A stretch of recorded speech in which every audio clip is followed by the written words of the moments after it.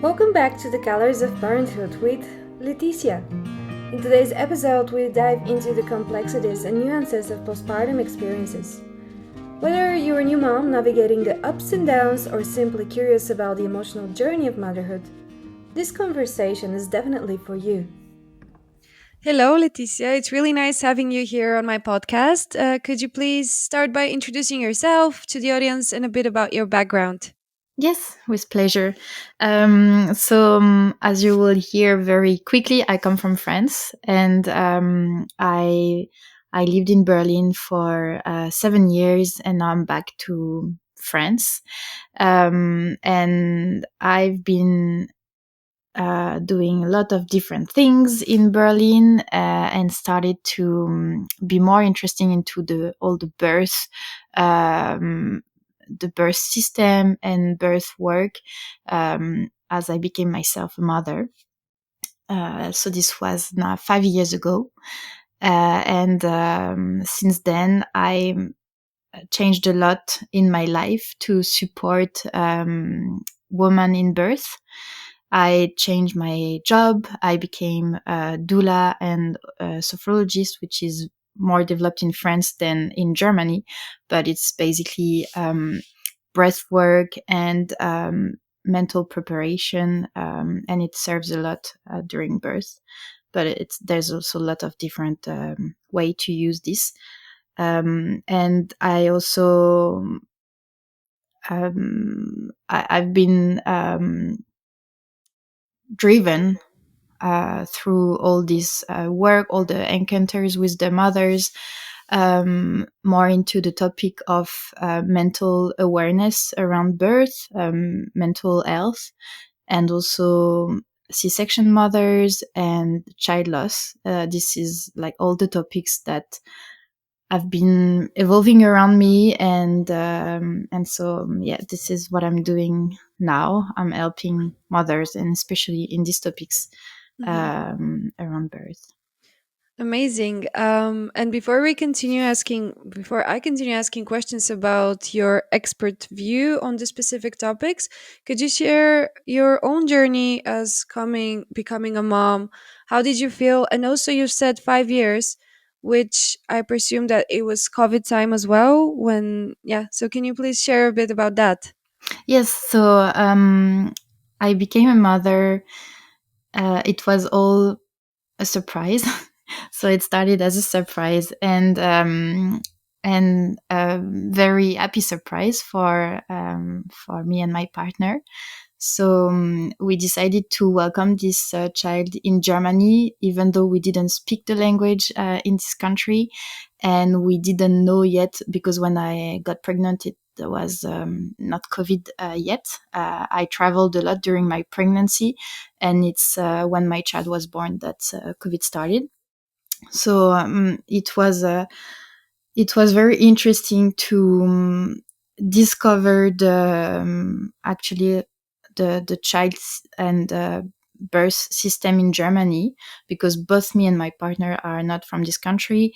My partner is from New Zealand and Korea, and so we both have very different cultural background on the topic, and we basically got deeper into the topic, not in our culture. So that's also something very I would say uncommon, because we were both not really planning this, as I said, and it was actually very very interesting, yeah, to just deep dive into the topic while we were in another country with a different system and another culture around this topic.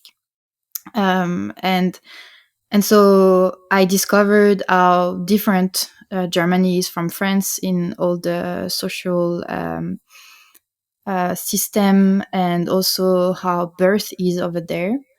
And there was a lot of questions, like when we were planning with my husband, like how we're gonna set up the bedroom, how we want to give birth, and all this. There was a lot of discussions about what is it in our culture, and how planning birth works in both culture, because we had to find common ground, and also like to see how we could make our wishes come true in this country and the system we were in.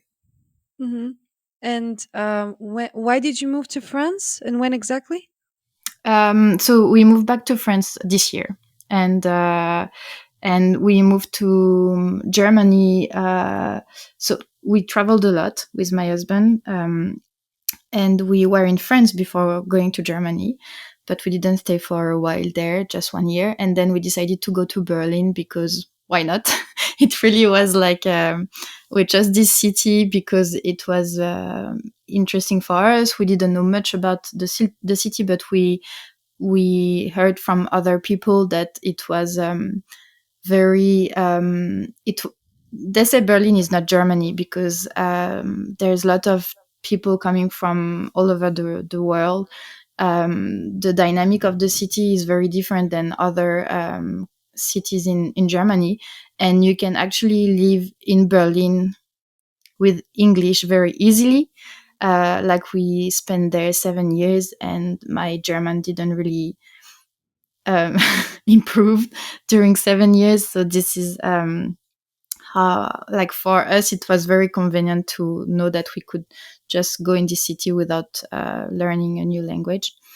And it is a very very dynamic city. There is a lot of green parts. Like there's all the good things about European capital with all the cultural events, but also it's very green. Like there's a lot of parks. We were living next to the lake, and so for us it was a very good balance between all the things we're looking for in a city. And why exactly did you move back to France? So now we are next to Paris, and this is my next to my hometown and next to where I grew up.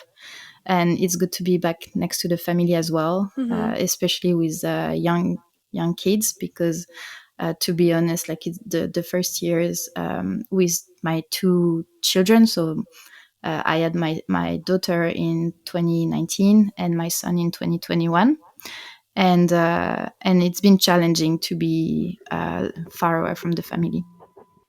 I see, and that's really understandable.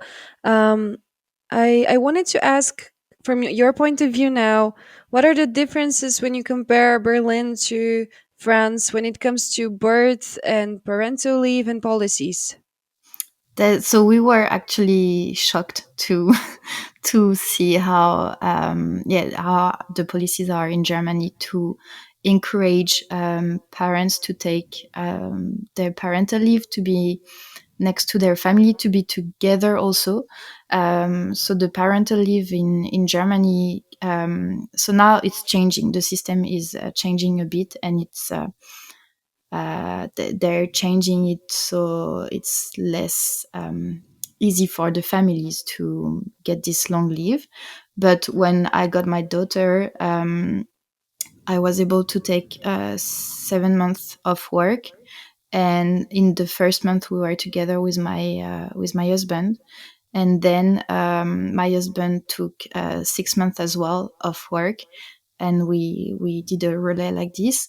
And this is very different from France because in France the parental leave is so the maternity leave is 3 months. um, Hmm. so 1 month, 1.5 months before, and a little bit one and a half, around 1.5 after. And yeah, basically most women, because it's also like uh, parental leave for fathers or partners is very short. Yeah. It's a few weeks only, and it depends on the company. So even for some companies, it's even shorter.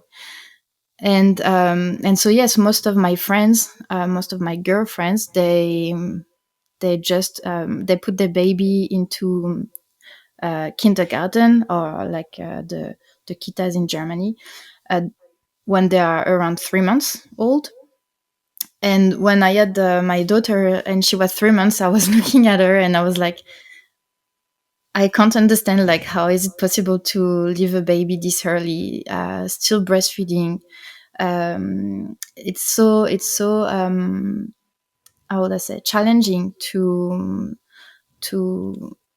like separate the mother from the baby this early, both for all the physical things going around breastfeeding and the relationship that is built with your baby, but also because for the mother, you're still recovering after 3 months is very short.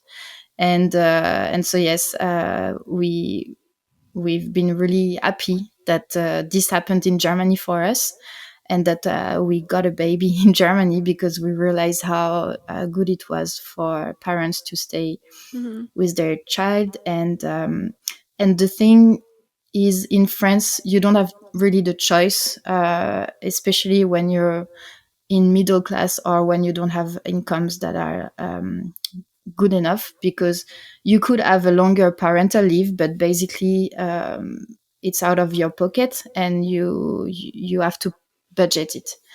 But in Germany, it's really like you have 70% of your salary most of the time, so it's very comfortable, and you can stay a lot with your baby. But the thing is, in both countries, you don't really have a choice, and this is, I would say, what is what is not so fair, because in Germany you don't have the choice. You have to stay with your baby for this long. You can split with your partner, which is good. So if you want to go back to work earlier, then you Mm-hmm. can do it. But you don't really have the choice to be with your baby for at least 1 year, because you can't have a spot in the kindergarten or kita before your baby is 1 year old. And in France, it's the contrary. You don't really have the choice to put your baby in the kindergarten when he's around 3 months, because it's very hard on the couple's budget Yeah. if you want to do it for longer. Mm-hmm.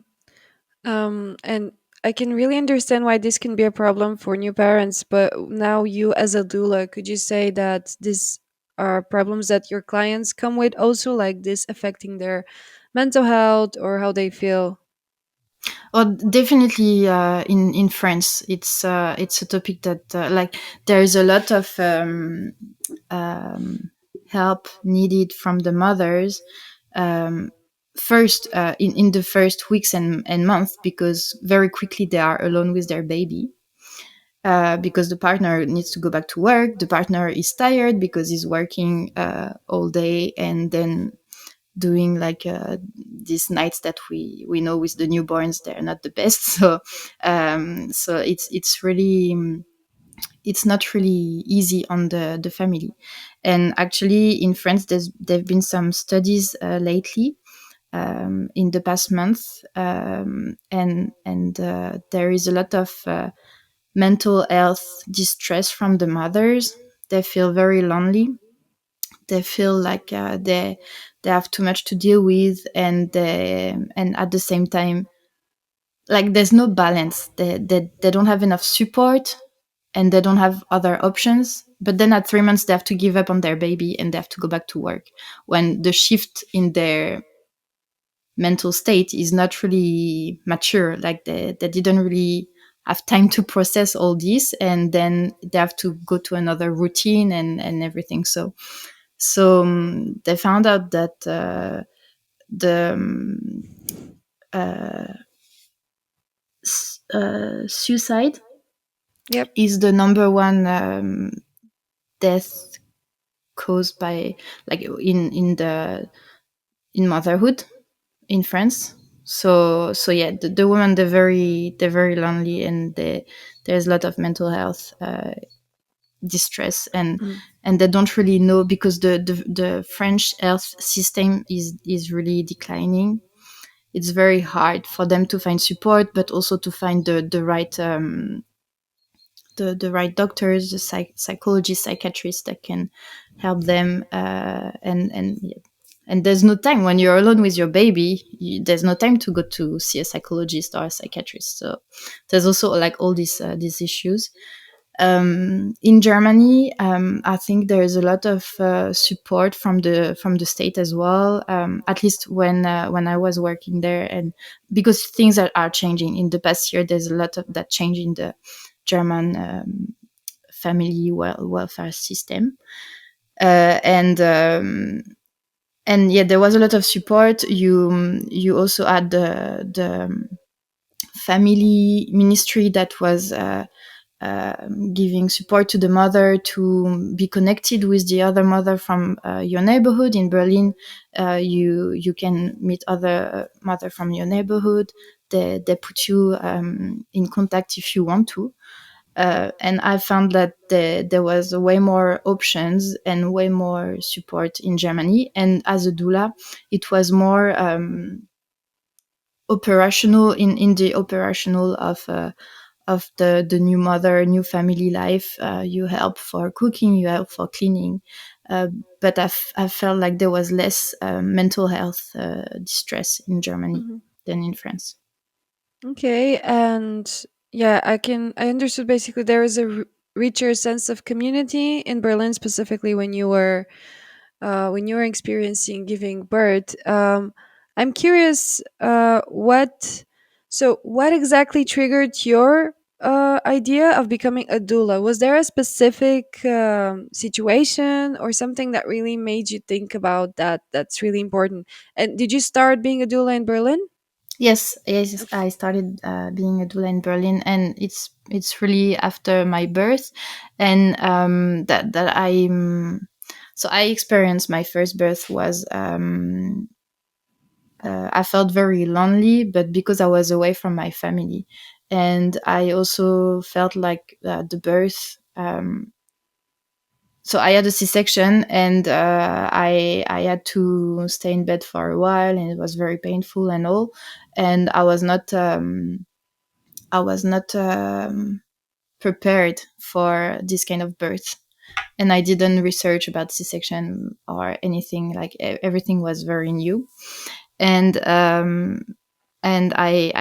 didn't know about doula. Actually, the first one who told me about doula was a colleague, a male, in my previous job when I was pregnant, and he was like, "Oh, are you gonna have a doula?" And I was like, "What is this?" And then he said, "Oh, it's this woman, like they're helping for birth." And I thought it was very how would I say? Um, I thought birth had to be in the medical system, that it was something medical and not something um, about community, about family. I thought it was more like a medical event, and this is why for me a doula was not like I was like, oh, okay, interesting. I didn't know this existed, but it it it already was out of my mind. And then after my first birth and how I experienced everything, and also how I felt like so there's a lot of expats in Berlin, and I felt like it's very hard to have your baby when you're just with your partner and you can only like talk to your family through Messenger or WhatsApp or whatever. And then I also learned more about how it works in Asia because my partner is from Korea, and he explained all the things, how our birth, our support from the family works there and all. And then I understood um, the use and the need of doulas. Mm-hmm.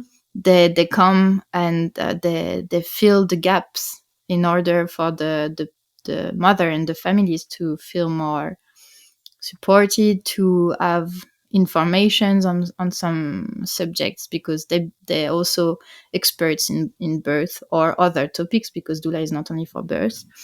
And yeah, and then I was like, why didn't I I take a doula for my first birth? Because it was really it was really, yeah, needed. And so I researched more on the topic, and for my second birth, so in 2021, I got a doula, and it changed everything. um, Also because my partner didn't feel comfortable being next to me for birth. And then I was like, yeah, it's fine. I'm gonna get a doula, and I'm gonna get the support I need for this moment. And she was fantastic. Her name is Shanae, and she still work as a doula in Berlin.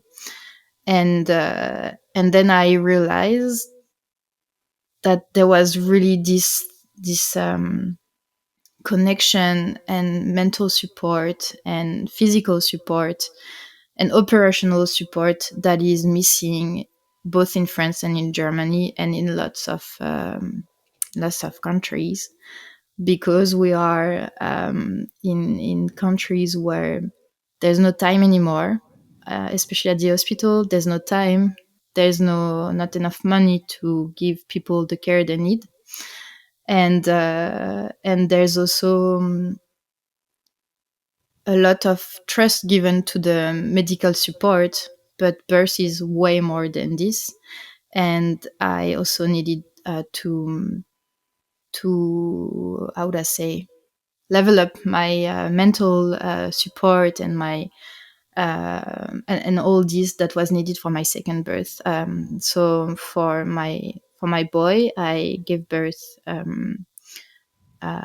through, like, I gave birth in the water, and it was very gentle. There was no C-section, and the difference was actually not that I didn't have another C-section, is that I felt empowered because I chose. Yep. I Mm. said what I wanted, and I took some decisions that were not the doctors or the midwife decisions. I changed hospital like 4 hours before giving birth, and I still gave birth in an hospital, but I felt like yeah, I was not carried into like this medical system, but more like I was taking my own decision, Yep. and my doula was here to support this. So this is the big difference that doula makes, that they fill the gap and they give the care, and they hear you, and they give space for your voice. So you felt more in control, which definitely helps in those situations. And because you said that you didn't know what's a doula, do you think that a lot of people still don't have an idea what's a doula, that it can be used as a resource when they're pregnant? Because coming from my side in Bulgaria, we don't have much doulas. It's actually not, people don't talk about it, and I don't think they even want to take this help and support, because in my opinion, what I see is that parents really wants to take care of everything by themselves, so it's really hard for them to seek support, when actually seeking support makes them better parents in a different sense. So I was wondering if you see difference when it comes to France and Berlin, where people seek more and are more aware of what's a doula. I think now, yeah, it is more known, and because also there is a need for filling this gap because of the medical system in France and Germany, how it's how the care is decreasing or disappearing. Like, there's more and more doctors in France that are saying that they are mistreating people, even if they don't want to, but it's just like they don't have time and they are exhausted, and so yeah, I think in France it comes from this. In Germany it comes, I don't know, maybe it's something else culturally, but doula is also very developed there, and also because in Germany, um, how would I say, the physiological birth is way more. There's in Germany, if you don't have any medical problem with your baby or with your pregnancy, you give birth in a birth house, and you have midwives that are like, it's more physiological, and there's more care actually in the birth system. You're supposed to only go to the hospital if there is a problem, which is very different from France. I don't know how it is in Bulgaria, but in France, you go to the hospital, whatever, when you're giving birth. There's really birth houses are not developed at all, Mhm. and everybody goes to the hospital, so they are crowded. They're too busy. But yeah, in Germany there is this culture of physiological birth, taking your time and listening to the woman. And I think doulas in this birth system, they also came in support of midwives, and they make a very good team. And even though it's still a bit complicated to for some midwife to understand what a doula is, and that doula doesn't take the job of the midwife. It's totally different. It's working pretty well, and it's well known in Germany. And I think also in since I was in Berlin, it's well known in these international communities, and like for international parents. Um, all my German friends I talked about doula, they were like, "Oh yeah, sounds good," but they didn't feel like they needed this extra support. But it's more like all the international people and all the couples I helped as a doula, they were international couples. Mm-hmm. So I would say like the doula has a cost. So of like it's something that a lot of people feel like it's extra. But for the birth experience, if you are in a country where medical system is um, declining, like the care, not the medical aspect, but the care is declining. It's it really changed a lot in the birth experience, and then the mental health of the not only the mother but also the father, because sometimes the like there is a lot of traumatic birth, and it's not only the woman that keeps this trauma in her head. Mm-hmm. Um, okay, yeah, that makes sense. And I wanted to ask you following, because you've said a couple of times C-section, and also you've said that when you were giving birth, the C-section part was really traumatic because you were not prepared and you haven't read about it. So, what are the main obstacles that your clients come, like moms that have been through C-section? What are the main struggles they experience? So it depends, because sometimes the traumas, they come from the surgery itself and like the birth.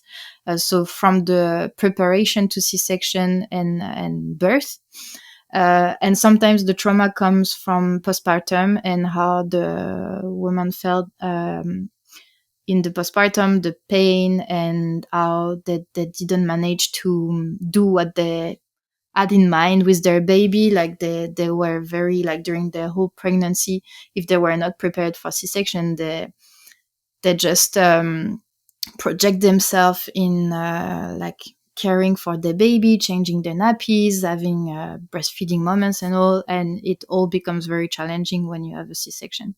So there is a lot to do to better prepare women for C-section. And what we what we experienced in Germany, but also in France, is that most of the time it's not really talked about enough in the birth preparation classes or whatever you have, like when you prepare birth. It's kind of the thing, the name, but either the woman, they don't really hear what the midwife or whoever is doing these birth preparation classes, what they're saying, because they're like, it's not going to be for me. So Mm-hmm. it just pass through, and they don't really listen to what's said.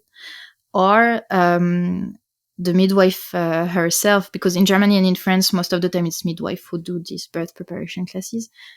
They say, so C-section, let's not talk about it, because you don't want to put this in your mind. It might lead to a C-section if you think too much about it, or like there's this belief that if you name it and if you think about it, it's gonna happen. So, and it's also named as the birth that nobody wants, kind of, because C-section is really the last resort and the last thing you want when you're giving birth, because yeah, it's not natural, and so you don't want this.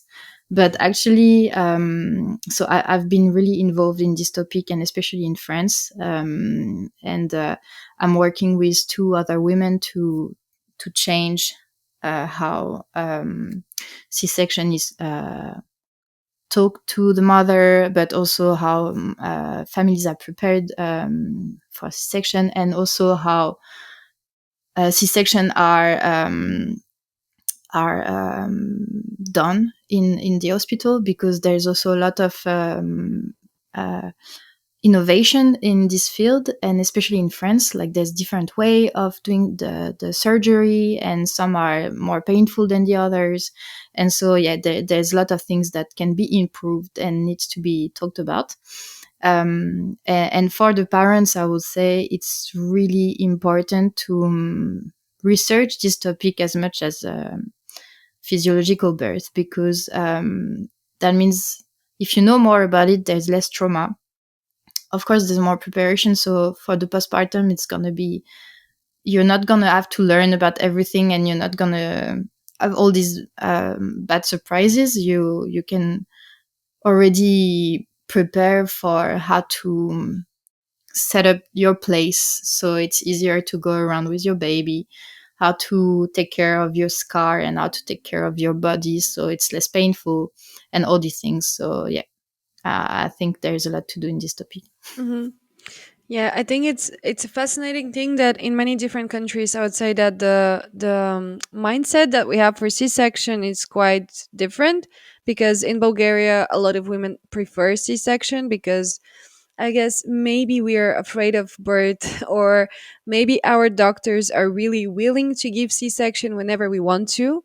So that's a different thing. Because I had one episode with a girl from Denmark, and it was quite a different experience for her, because it was only when it's the urgent moment after she has been giving birth, she has been the process of delivery like 10 hours or something. So, and then she's traumatized because she didn't know that this would happen, and also experiencing the process for 10 hours, it's a lot. So c-section is a really huge topic with a variety of opinions in worldwide, I'd say. So it's a really interesting topic to research. And I was curious because you've said that you also your other topic is child loss. How did you thought of thinking about that and helping women through that, and what are the main struggles there? Mm. So this topic came to me more than I looked for it, because women that I uh, women that I A client of yours? yeah, sorry. Yes, so some clients of mine lost their babies. So some went through miscarriage, and others was after birth, and also some of my friends. And so every year there was a few women that I gave support to on this topic. So I realized how it's the same with C-section. It's two topics I feel like in our doula training sometimes, because not all of them, especially for child loss, it's more and more in the doula trainings. But it's really some topics that you're not really trained for. And I did some research to make sure that I was using the right words, I was using the right I was in my right place to help on this topic, because yeah, it's I think especially with the words we're saying, when you've not been through it, it can be tricky and slippery. um, but yeah, so I trained, I researched the topic, and mostly what the woman experiencing child loss. So of course it's something, it's a trauma, uh, and um, and they need to be heard more as well, because they so they're pregnant, and then suddenly they go on this other side of motherhood that is totally um buried in our society. Like we don't want to talk about it, and also like in all the admin side of the topic, they go through so much. Like it's not only that they lost their child, it's also that they go through so much admin wise, like the all the paperwork they have to do keeps hurting. And then um, when they go back to work, and so there's all these different steps in their journey that a doula can give support with, and a doula if they're trained on the topic. And these mothers, they need to be heard, they need to be more visible, and they need to have their space as well, because at the moment in our society they really no one want to talk about this, and they feel also so lonely and so not understood at all, because nobody is, except if you've experienced it yourself, then you don't really know what they go through it. And this is why, after discussing this topic with one of my clients and then some of my friends, I really noticed that there was also some supports needed there for the mother, and also for the partners, of course. And yeah, there's also a lot to do in this topic. Yep. Nice. That's really amazing, and I think it can be really challenging to work in this field. And as you said, many people don't talk about it. I think there is a common misconception that people should not talk about bad things. It makes them uncomfortable, also, but also about this magical thinking, like, no, it's not gonna happen to us. So it's really hard for people that experience something like that to bring the topic, because it makes other people uncomfortable also. Mm. But definitely, do you know the percentage of people having miscarriage or child loss? No, I don't know the numbers, and yeah, I'm trying to scan my memory if there is one popping out, but no. And also, what I wanted to say on this topic is that sometimes women that are going through miscarriage, and also uh, when they have to interrupt their pregnancy because of medical reasons, they feel like they should not talk about it, and that their baby was maybe, or their however they called the baby they had, that it was not developed enough, and they feel this pain, and they feel that they feel the loss as well, but they feel like they can't talk about it because they are not they were not mothers yet. And I also feel like when I talk with the woman that experienced child loss, there's always this hierarchy about, am I able to call myself mother, am I able to talk about it with others, because it was just 3 months of pregnancy or whatever. And I want to say that what's important is how they feel about it, because some women, they will lose their baby after 3 months of pregnancy, and they are devastated. Some others, they lose their baby after 8 months or after birth, and how, like, for some reason they can go on with their life, and so it's really important. In our society, we tend to always um, bring the mind in everything, and not really connect with how we feel. And I think, as a doula, and especially in this topic, it's important for the women to tell them that they can really listen to how they feel, they can express it, If they think it is child loss, then it is child loss. There is no need of it's been only 3 months, 6 months, or whatever. Mm-hmm. Yeah. I think I just realized also that they might feel ashamed because it failed, like they failed as a mom because they didn't actually became a mom in their own head. So I think this is such a complex thing that even like psychologists and therapists should focus on in a different way because it's a different experience. um, and because our time is going to an end, I wanted to ask you one last question before we close. So what advice or message would you give to someone that is listening to this and thinking of asking help with a doula? Like, what is the first step? The first step is to look into doulas that are available around you, because especially for birth, the if a doula is close to you, then in terms of distance, it's easier if you're gonna be calling them for the birth moment.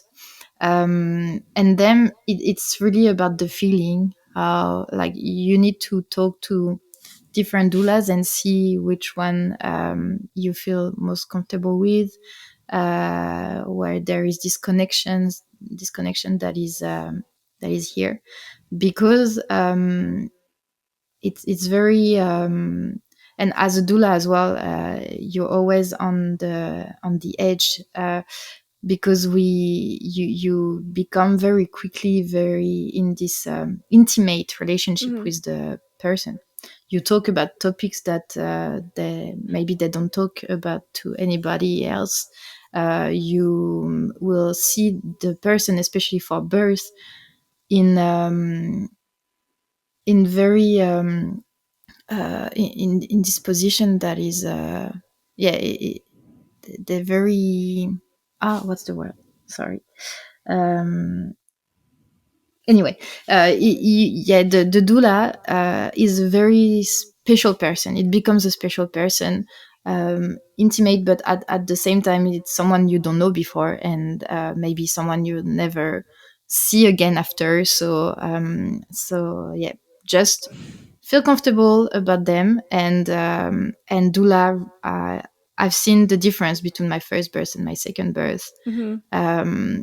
If you can afford it, just go for it, because it really fills the gaps, because there's more and more gaps in our healthcare systems, and they're just here to provide whatever is missing. And Hmm. not only from the healthcare system, but also from your family, your partner. Like they're just here to listen to what you need and bring this to you.